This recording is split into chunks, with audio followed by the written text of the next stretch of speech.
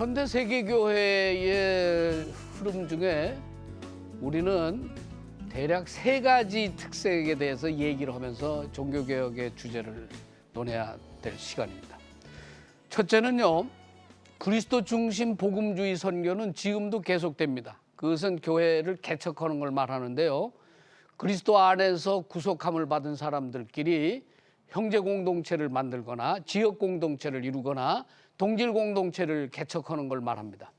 오늘날도 한국이 2만 8천 명이 넘는 선교사들이 해외 활동하고 있는 이유도 바로 이 점에서 공감하기 때문입니다. 물론 개중에는 사회개발이나 지역사회개발의 비전을 가지고 교육사업을 하거나 의료사업을 하는 선교사들 그룹들도 있지만 대체적으로 거의 대부분은 복음주의 선교, 쉽게 말하면 교회를 개척하고 개종자를 양육하고 전도와 양육을 반복하면서 제자화를 시키는 이 사업을 우리는 그리스도 중심의 복음주의라고 말합니다.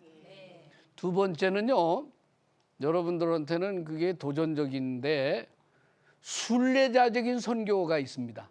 그것은 어떤 선교냐면요, 진리라는 이름으로 삼위일체 하나님을 증거하는 다원주의 선교 방식을 말합니다. 지역사회만 아니고 그 해당 사회에서 사회정의와 평화를 선포하는데요. 삼위일체 하나님께서 이것을 부르셨고, 그리고 하나님께서 세계 선교를 위해서 교회를 도구로 쓰셨으니까 이걸 하나님의 선교라고 불렀습니다. 1952년 밀링겐에서 이런 논의를 했는데 참 유감스럽죠. 하나님의 선교를 제안했던 게오르그 휘체덤은요, 7년도 못 돼서 이 하나님의 선교의 모순을 발견하고 그는 그리스도 중심 복음주의 선교로 돌아갔습니다. 그 참 특이한 일이죠. 뭔가 문제가 있으니까 그렇겠죠. 이걸 우리는 다원주의 선교라고 말합니다. 그러니까 변증적으로 설명하지 않고 사회 정의를 위해서 하는 삼위일체 선교를 말합니다. 근데 이 선교는요, 지금도 꾸준히 맹렬하게 해당 지역에서 인권과 민주화를 부르짖고 있습니다. 세 번째는요, 이것만 있으면 안 되겠죠. 그래서 기독교가 대화하는 종교라고 생각하는 그룹들이 많습니다. 그것은요, 인도 파키스탄 전쟁이 한 계기를 이루었는데요. 그것은 같은 민족인데 영국이 손을 떼고 나갈 때 국가가 혼란에 빠지면서 무슬림은 무슬림대로 독립하겠다는 세력이 생겨갖고 파키스탄과 인도가 결별했습니다. 이 전쟁은요, 어마어마해서 700만이나 되는 이재민이 발생해서 상하 양방면으로 다 흩어졌는데요.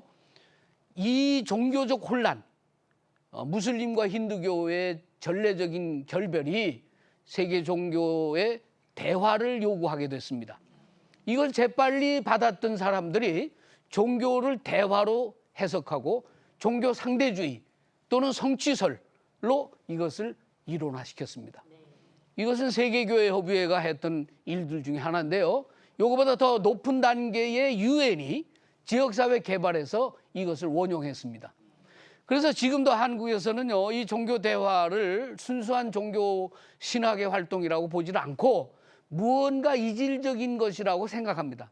그것은 우리 한국 사회가요, 유교의 오랜 전통 또는 국체에 대한 불안 때문에 이단과 정통을 나누면서 구분했던 방식이 그대로 적용돼서 종교 대화를 불경시하는 데 있습니다. 그럼에도 불구하고 우리 사회도 다원적 종교 사회이고요. 그리고 벌써 이제 200만이 넘는 이주 노동자와 외국인이 와 있습니다. 이번에도 나왔지만 20만이 넘는 미국인이 한국에 살고 있고요. 200명이 넘는 사람이 평양에 거주하고 있습니다. 이만큼 다인종 사회, 비행기가 오가면서 대륙 간의 모든 여행의 장애를 제거하고, 그리고 한국에도 들어오는 사람들이 3천만이 넘는 관광객이 있지만 한국인 역시 연휴만 되면 공항에 밀려 터지는 이 해외 여행은요, 1988년 이후에 여행 자유화로부터 시작된 것이긴 해도 중요한 건 글로벌 시대에 와 있다는 걸 말합니다. 따라서 우리 주변에 있는 다문화 현실은요, 우리가 이제 피할 수가 없는 사회적 현실이지 생경하고 배척해야 될 문제는 아니게 됐습니다. 이 점 때문에 교회는요, 진보적인 사람들은 이 종교 대화를 선호하지만 대체적으로 보수적인 사람들은 이 대화는 무언가 약점을 보여주고 허점을 드러내는 것이라고 의심합니다. 그럼에도 불구하고 이 문제는 우리 사회의 가장 큰 취약점을 드러냅니다. 그것은 배타성을 말합니다. 늘 배타적이진 않지만 떼거리로 몰려서 패거리로 정치를 하는 이 나라 사회에서는요, 이 떼거리 패거리들이 자기와 다른 이질감들을 용납하지를 않습니다. 이 얼마나 기가 막힌 불경한 문제입니까? 개혁이라고 말들은 그렇게 뻔주름하게 하고도요, 파티만 끝나면 서로 원수가 됩니다. 모여서 아주 어울려서 놀 때는 아주 입에 혀처럼 하고 돌아앉으면은 바로 적대적 관계로 표변합니다. 이게 다원주의, 소위 종교대화의 문제인데요. 이 문제에 대해서는 또 일가견을 갖고 있는 학자들이 많이 있어요. 제가 그 일가견이 있는 사람을 하나 소개해드리면, 하나님의 말씀 거룩회라고 해서 SVD라고 하는 유명한 살레시오 천주교 신부들 중에는 지난 70년 이상을 세계 선교학을 위해서 헌신했던 두뇌들이 많이 있었습니다. 아주 우수한 사람들이 집중력 있게 공부를 해서 세계 선교의 동향과 그 내용을 자세히 파악했는데요. 이 사람들의 지금 남아있는 사람 중에 지금 70을 막 넘긴 스티븐 베반이라는 사람이 있습니다. 이 사람은요, 신기하게도 이런 문제에 대해서 기독교의 대안을 예언자적 대화신학의 과제에서 풀으려고 그랬습니다. 지구촌 공존의 필사적인 과제입니다. 모든 이 민족적인 감정과 개인적인 무지를 극복하고 영적으로 성장하고 성숙해지는, 영적으로 부흥하고 발전하는 이 문제는 대화와 공존의 지혜를 갖지 않으면 불가능하다는 주장을 하는 것이죠. 여러 장애들이 있지만 학문적으로 이들이 노리고 바라는 바는 다른 데 있지 않습니다. 단순히 평화를 위한 공존이 아니고요, 정의와 평화를 위한 합의입니다. 오늘날 우리는 많은 사람들이 합의라는 걸 좋아 안 합니다. 한국 사람들은 동업을 하면 망한다고 생각하는데 실제로 망하고 또 많은 사람이 망했습니다. 그 신기한 건 협동조합이 그래서 망한 것이죠. 협동조합 해서는 한 개인이 쥐고 맙니다. 왜 그러냐면 이 헤게모니 쟁터에서 마지막은 최종 승리자만이 전부를 독식하기 때문에 사회문화의 속성이 승자 독식으로 보장돼 있기 때문에 협동을 거부합니다. 따라서 이 대화는요, 실제로는 공존을 위한 방략이지 다음의 기회를 보면 공격하겠다는 것을 뜻합니다. 대화 뒤에는요, 협상과 타결이 아니고 새로운 재난을 준비하는 접촉이라고 보는 것이죠. 그래서 오늘날 우리 사회는요, 협상과 중재가 불가능합니다. 많은 경우 법률적인 중재는 가능하지만 재정적인 합의, 쉽게 말하면 보상 협상이 어렵습니다. 우리가 한반도의 비핵화 문제도 보상 협상이라는 차원에서는요, 모두가 다 알고 있습니다. 이번에도 이면수 목사가 평양에서 석방됐는데요, 카나다 국영방송에서 그저께 인터뷰를 하면서 물어봅니다. 당신 석방에 혹시 돈 준 거 없냐고 그렇게 물으니까 그이는 통역을 데리고 인터뷰를 했는데 그것만큼은 분명히 no never 그렇게 단답으로 말했더라고요. 그런데 제가 보기에는 아직도 의심스러운 데가 있습니다. Who paid them? 누군가가 지불한 문제가 있지 않을까요? 이거는요, 실체적 진실에 접근하는 최고의 지혜입니다. 협상은요, 반드시 보상을 원하고요, 사소한 가정의 불화라도요, 협상이 불가능하면 이혼하게 돼 있습니다. 최근에 부자들의 이혼은 바로 보상 문제에 있습니다. 최고가를 노리는 것과 최하가격을 부르는 상대가요, 협상에 임하는 것이죠. 마찬가지로요, 교회도 불평불만이 있고 상처받은 교우들이 많습니다. 그러나 표면화되지 않는 결정적 이유는요, 첫째는 교회의 덕을 위해서 참는 사람들이 많고, 둘째는 내가 조직화되어 있지 않기 때문에 개별적인 이런 불평을 목소리를 낸다 그래서 변혁이 오지 않기 때문에 포기하고요. 셋째는요, 패거리로 모이면 협상해서 협잡을 하는 세력이 반드시 나오기 때문에 협상을 안 합니다.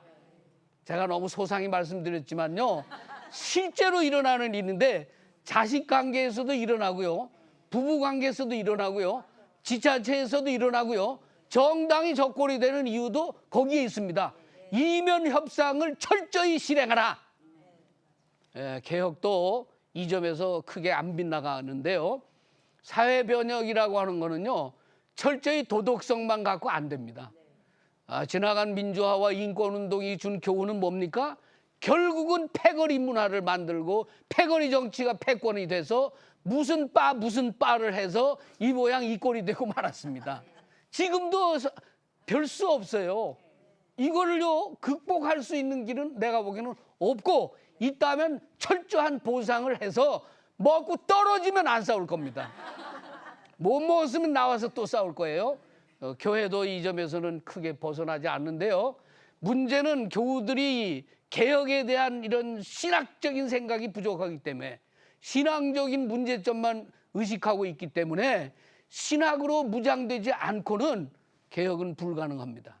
이 긴 논의의 핵심은요, 교리와 신학에 대한 철저한 자기 검증이 안 되면요, 후손들이나 자손들에게 이 문제를 위임해서라도 인문학적 소양을 갖고 있으면서도 신학적 소양을 갖고 있으면서도 성경적으로 능통한 삼자가 결합된 개혁의 비전과 소명을 가질 수 있도록 여러분들이 새로운 마음을 갖기를 바라고요. 말하는 저 자신도 이 세 가지 영역을 한대로 집성시키기 위해서 지나간 세월을 공력을 기울이면서 절차탁마 대기만성의 시간을 노렸습니다. 그렇기 때문에 여러분들이 아는 대로 교회는 어디서든지 두 사람 세 사람이 모이면 모이게 돼 있고요, 그리고 그 수틀려서 헤어지면 또 두 사람 세 사람이 모이게 돼 있습니다. 한국 사람들은 신기하게도 동업은 잘 안 하지만 예배당 개척하는 데는 은사를 받고 이 시대에 태어났습니다. 우리가 아는 대로 이 유명한 유신의 날 전에 있었던 68년의 국민교육 헌장에 보면요, 우리는 박종홍의 사명을 띠고 이 땅에 태어났다 그랬습니다. 그것처럼요, 실제로 사명을 느끼고 그걸 실행에 옮기려면요 30이나 40은 늦습니다. 마르틴 루터는 34세 입신을 했는데 이미 25세 결심을 했던 것입니다. 마음이 중요한 것이죠. 칼빈도 마찬가지입니다. 23세에 설교 원고를 잘못 써주고 붙들려서 수배를 당하니까 냈다 도망을 갔는데요, 바젤로. 도망간 그 집이 얼마나 대단했냐면, 친구네 집에 가보니까 오거스틴과 교부들의 신학 원전들이 꽉 들어차 있었습니다. 도망간 곳에서 노다지를 캔 이 사람이요, 얼마나 영민했는지 그 원문을 다 딸딸 외우도록 읽고 습득을 했답니다. 마치도요, 14세기 밀라노에서 사바나롤라라는 유명한 설교자가요, 성경을 앞으로도 외우고 뒤로도 외웠다는데, 그런 천재가 나오기 전에는요 개혁은 불가능합니다. 그런 어설픈 칼제비들은요 자기 손을 비기가 쉽거든요. 남을 찌를 능력이 안 됩니다. 그래서 종교개혁을 어설프게 말하거나 점잔을 떨면서 요란스럽게 얘기하는 행사들이 별 의미가 없는 것은, 그건 행사가 끝나면 그 자료들이 바로 쓰레기통으로 바로 들어가기 때문에 그렇습니다. 이렇게 쉽게 말씀드리는 이유는 자기의 삶이, 자기의 헌신이 배어 있는 말을 하고 자기의 마지막에 사명을 위해서 결단하는 그런 개혁된 모습을 갖고 있지 않으면 개혁은 어렵습니다. 오늘 여러분들 만나서 지나간 이 16세기에 시작됐던 이 개혁이 세 가지, 네 가지로 번져나가면서 마지막에는 빵 굽는 사람들, 신 만드는 사람들, 농사 짓는 어른들, 이런 사람들의 형제 공동체, 복음 공동체 안에 지금도 맹맥이 흘러간다는 간증을 한 걸 저는 기쁘게 생각합니다. 종교개혁을 행사로 하는 사람들은요, 자꾸 요식 행위를 의식하기 때문에 교회를 개척한다는 소리나 하고 아무개 명강사라는 소리를 하는데, 명강사도요, 삶이 부딪히지 않는 원고를 읊조리면은요, 그때뿐이지 실속도 내용도 없어집니다.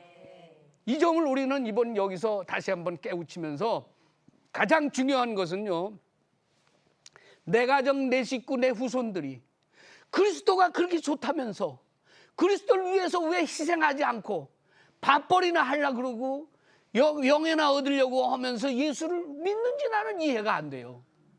나는 내 가정에 복음이 들어온 이후에는요, 나는 3대고 5대고 직업적으로 예수 믿어서 헌신해 나가다 보면 예수의 복음이 인간 영혼을 되살리고 영적 증진을 일으키고 부흥의 불길을 태우고 모든 사람들로부터 존경받고 사랑과 희생 때문에 더 많은 사람들이 남을 도울 수 있도록 하는데 제가 모든 희망을 걸고 삽니다.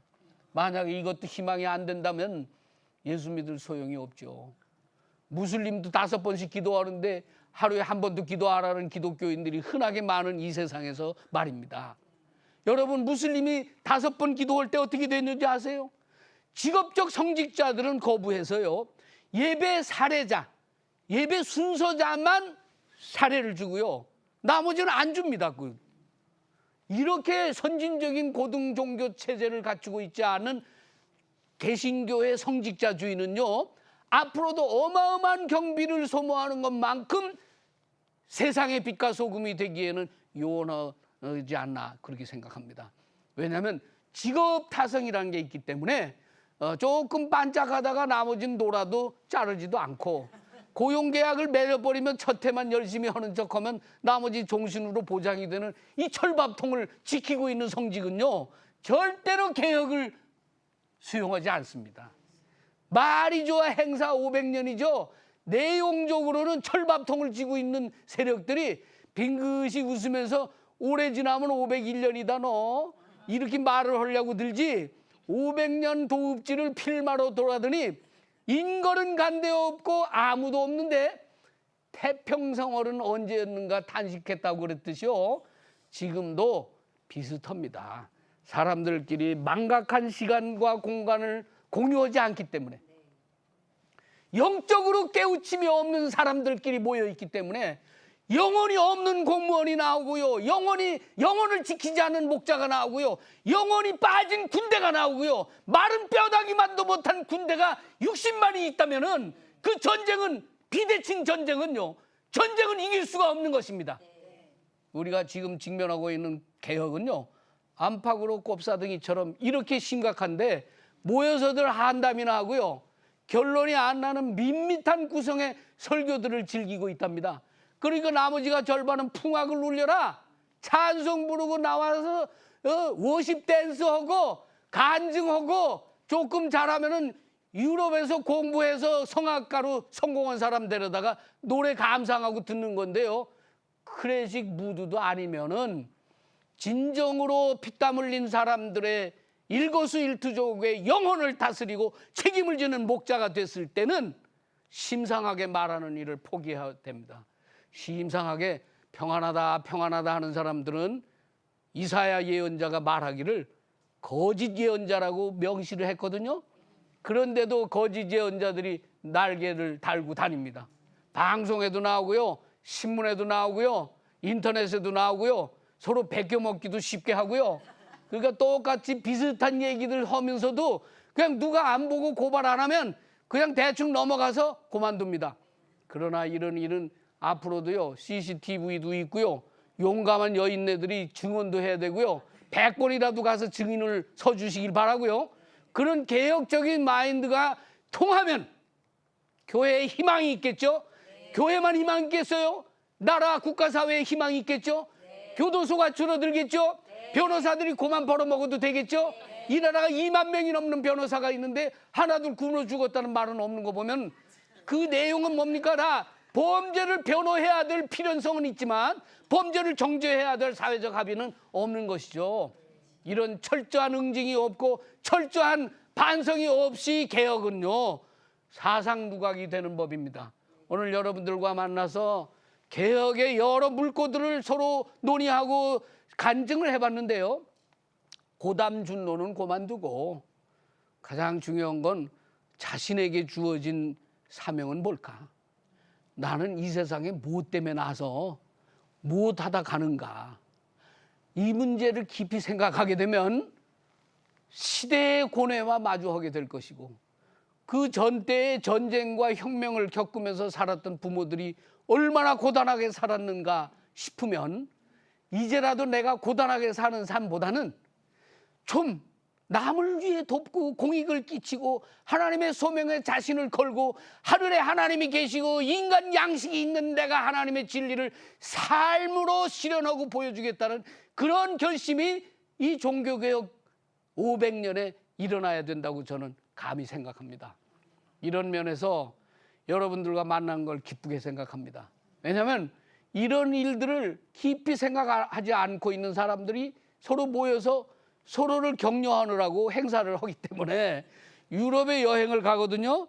여행을 가는 거야. 좋지요. 비행기 타는 것도 좋고 별식을 먹느라고도 즐겁고 피크닉 분위기도 나고. 그러나 그 짧은 시간 안에 그 시대의 시대적 과제와 고뇌를 다 호흡하기에는 너무 여행 기간이 짧고 시간이 촉박해서 자다 말고 뛰어나가 구경하고 자다 말고 뛰어나가 사진 찍고 자다 말고 뛰어나가 집에 들어오거든요. 이러지 말고 조금 더 냉정하게 자신을 돌보면서 개혁이 성경에서 나왔다는데 성경 일독이라도 해볼까 그런 생각도 해보고 개혁이 위대한 소명자 영웅에게만 있다는데 보통 시민인 나에게는 어떻게 임할 것인가 하나님께 물어도 보시고 그런 신통방통한 하나님의 신비 체험을 하시면은 자손들에게 넘겨주시기 바랍니다. 부모들이 그런 게 하나 있으면요 교육 100번 해도 낫습니다. 옛날에 공부 잘하면 양복 하나 해 입는 것보다 낫다 그랬어요. 저도 그 바람에 공부만 죽어라고 했는데요. 해보니까 또 하나 있는 게 영감이 어우러지지 않은 공부는 백날에도 할 거예요. 죽은 문자를 외우는 거는요 삶의 보탬이 안 되는 거예요. 왜? 비슷비슷한 실력이니까 거기에 따른 학문적 보상이 없어요. 이 대한민국에 박사 석사 많고 장교가 별이 그렇게 많아도요 적합하게 사용되는 도구가 되기에는요 너무 부족하고 너무 허점이 많은 게 현실 아닙니까? 네. 여러분 장시간 경청해 주셔서 감사합니다. 이상 마치겠습니다.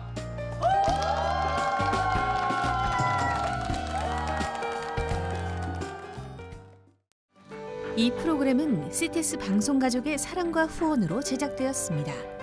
후원 전화 02-6333-1003번, ARS 060-800-1111번으로 전화 주세요.